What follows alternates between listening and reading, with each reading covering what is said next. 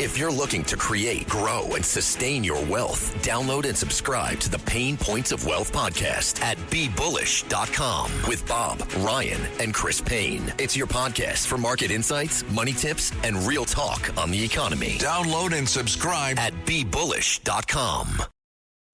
This episode is brought to you by Progressive Insurance. Fiscally responsible, financial geniuses, monetary magicians. These are things people say about drivers who switch their car insurance to Progressive and save hundreds. Visit Progressive.com to see if you could save. Progressive Casualty Insurance Company and Affiliates. Potential savings will vary, not available in all states or situations. Sunday morning.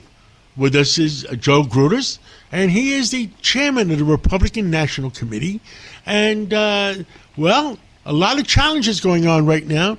Mr. Chairman, did you realize how deep the swamp is in Washington? John, first off, thanks so much for having me on. And yes, the swamp is thick. But listen, we got a president that's committed his life to changing the world. The first 250 days in this administration has been nothing less than remarkable and amazing. And so he's cleaning it up day by day, and it's just a great thing to be a part of it. Well, how long have you been chairman now? Just a few months? About 2.5 months. Wow. And tell me the big challenges you face.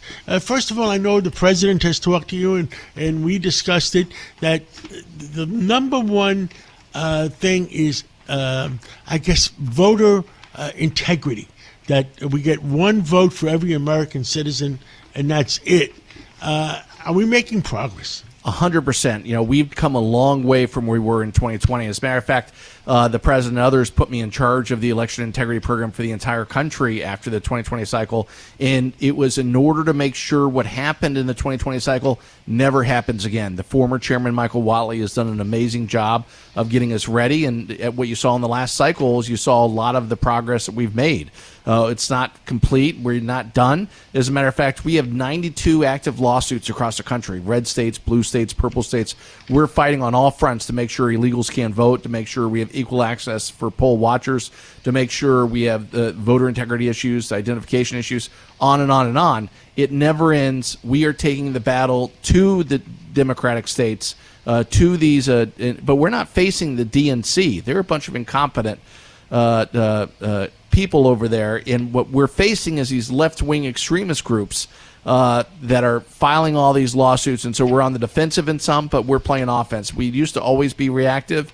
Now we've been active. As a matter of fact, we have our election integrity teams that have been deployed in both New Jersey and Virginia over the last 7 months, and in California as well. Now, you got two governor's elections for this November, which is only 3 weeks away. You have New Jersey, Jack Ciattarelli, and you have Virginia and was Miss Sears, who's from the South Bronx originally. And, well, they're both good candidates, and I hope they can pull it out. Listen, Jack Ciattarelli is a phenomenal candidate. He's doing everything he can to win. He's neck and neck in the polls. I'm actually doing an event for him this week, and we think that he has a great opportunity to win. And Sears is campaigning every day, hard out there. And listen, what happened in that attorney general race in Virginia with Jay Jones and his those disgusting remarks, which really is a disqualifying feature, and the fact that Spanberger and others have not disavowed him as a candidate, has really brought up an opportunity for Sears and all of our candidates in Virginia to play in a competitive environment. That's a very tough state to win, but our candidates are going to do well. I think, but I think Jack Ciattarelli has the best chance out of everybody because of the campaign he's doing and the fact that Mikey Sherrill is so bad, and she's made one mistake after the next. And when you're going against a candidate like Jack Ciattarelli, who is building a ton of momentum, I think that we have some real opportunities, but we're going to have to close these races strong to be successful. Well, Mr. Chairman, there's so many problems. Does the average American out there realize that common sense is not so common, especially right now in the Democratic Party? No, and that you could see that what's happening right here in New York City. they're about to elect an anti-Semite communist to the largest city in the country. And so what we have to do is we have to shed the light, and that's what the president's doing with his policies. That's what he's doing every day. He's trying to show. I mean, what world do we live in where the Democrats are against, basic law and order? What the president's doing in terms of trying to clean up these big cities. The fact that people are going against them, to me, is crazy. The fact that they're against the tariffs. For years, people always fought, for the working class, and the Democrats used to say, we're going to fight for American jobs. We're going to fight for manufacturing. We're going to fight for the average American. And you know who's doing that more so than any other president in the last 3 decades? It's President Trump. He's the first guy that's been able to attract foreign investment by the billions because of his trade policies, and he genuinely cares about the well-being of others and the well-being of the average American worker out there. And so you have the Democrats are against law and order, they're against the bringing back jobs. It just doesn't make any sense. But common sense is definitely lacking with the Democrat Party. But that's what gives us the opportunity to be successful in these, not only the races coming up in a couple of weeks, but the races coming up in the midterms. Now, I can't believe Newsom in California. I can't believe Pritzker in Illinois. I mean, all the people want is to make Chicago safe. Look what happened in D.C. I mean, safest city in the country now, isn't it? Yes. Well, listen, I live a couple blocks away from our building. There was an intern that lived close by that was mugged a couple of months ago.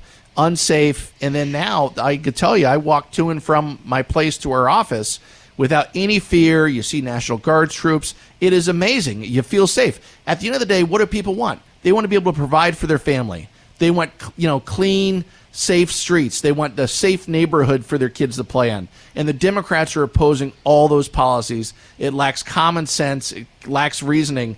What's the fact that, I hate to say it, TDS, Trump derangement syndrome, is real. But people should get over whatever hatred they have to the person and accept that the policies that he's pushing are leading America forward, and they're winning issues overall. But all that people want is the quality of life. The people in Washington are safer. The people in Chicago deserve to be safer. I live in New York, and I took Bob Morgan to his job because he passed away 99 and 3/4. He was the chairman of Police Athletic League, besides being the district attorney.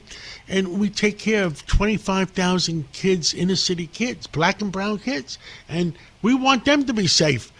Don't they want the kids in Chicago, the kids in San Francisco to be safe?